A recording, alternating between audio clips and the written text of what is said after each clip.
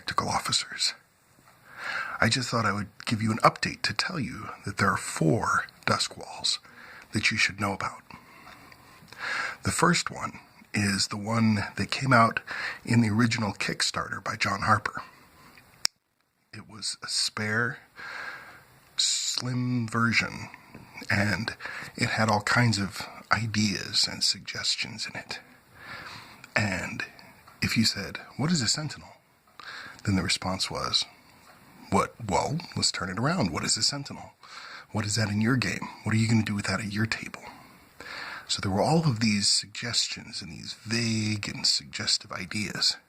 And the idea was, at your table, you decide, or you ask your players, and if they come up with a good solution, you go with that. So it was just a framework and a suggestion of flavors, and then you make it your own. That was the first Duskwall.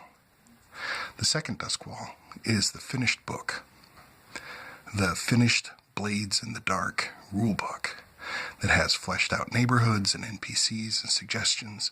It's still a framework, and you can still adapt it, but it's a lot more fleshed out, and it's a place that has a level of internal consistency that's expected. Players and the game master can look at the same book, pull from the same information. It's a little less customized.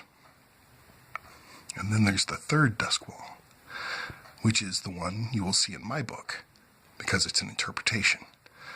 What I put in my writings is me riffing off the themes, riffing off of the idea of the second Duskwall that is in the completed game, combined with the first Duskwall that says, hey, if you don't know, or if you have a great idea, work it out. Because ultimately, the fourth Duskwall is whatever happens at your game table. Because any group that sits down to play is going to make their own splinter version of Duskwall. I've played at game stores where I had a group that played just once. They would never play again.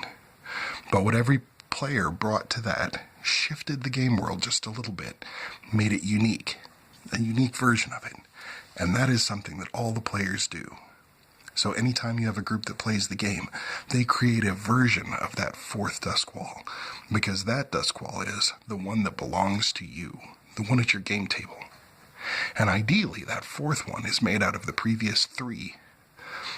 There's the initial pioneering spirit of the vague Kickstarter that began it all, for us, even though it was a culmination of a long effort for John Harper. Then there's the second one, the finished product, which was designed with a lot of open space to fill in and room to customize. There's my interpretation, which is designed to give you more toys. And then there's the fourth, the one that happens in your head, or if you play the game with your players. Make it your own.